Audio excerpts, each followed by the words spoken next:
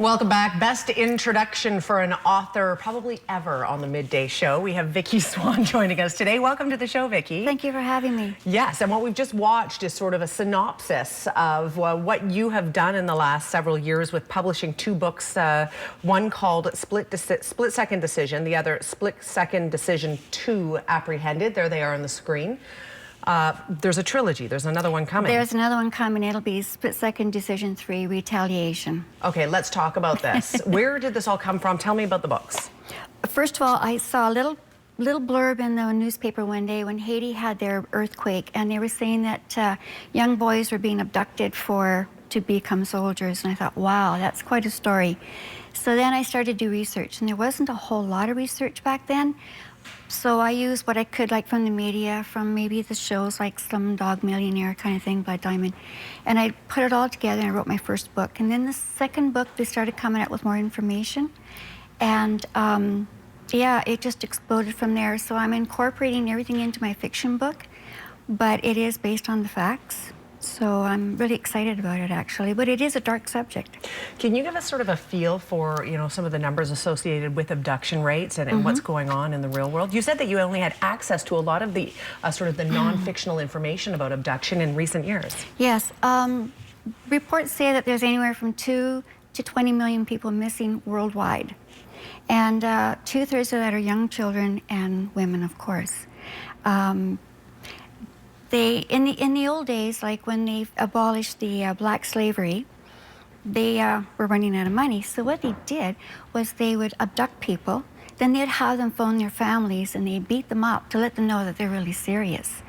And then if they paid up, they were released. And if they weren't, then they went on and then they had to feed them. So that's where you get the abduction or the abuse and the neglect and the malnutrition, and they sell them off for slavery or they sell them off for sex trades or whatever they can to make their money back. So your inspiration of writing these books is to lend some awareness? Yes, absolutely. Like there's so much out there that we don't know yet. There's a lot of information. For example, one country, they have the caption on there that this, I won't say the country, but it has a caption that they use old resorts for their black market trade. There are places like, say, Belize and Mexico who are right on the border. They're the stepping stones because they are they go to like the United States or to UK, so they've got people come and go, so it's easy to sneak them in and sneak them out of those areas. Will your third book be a continuation of these two? Will it sort of bring things to a sort of a resolution at the end? Well, characters? Yes. What happens is in the beginning, these two girls are abducted. The one girl, Anita, followed in her father's footsteps, and she becomes a lawyer, and he traveled all over the world and was a consultant.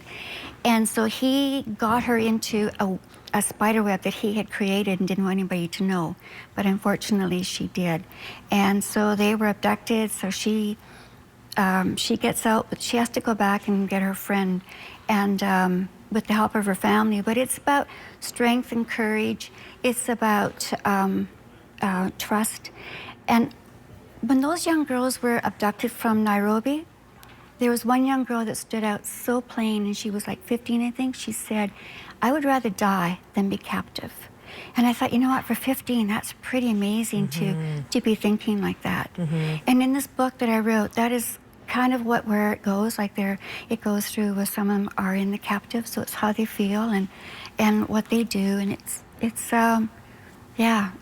I think it's an amazing story that needs to be told. Yes, very compelling. We are out of time. However, people who would like to get your books, are they available in Kamloops locally, or is it just online? Because we do have all the ways you can get the book online. We right now, Chapters does have them up there for me. I am doing a signing on Saturday afternoon at 1 o'clock.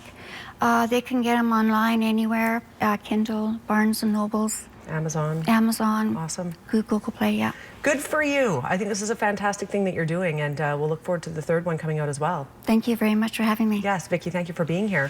If you would like to meet Vickie, again, she is having a book signing this Saturday at Chapters at 1 o'clock, and you can pick up her books there and learn more about why she's writing these books. We're back in 2 minutes. Stay with us.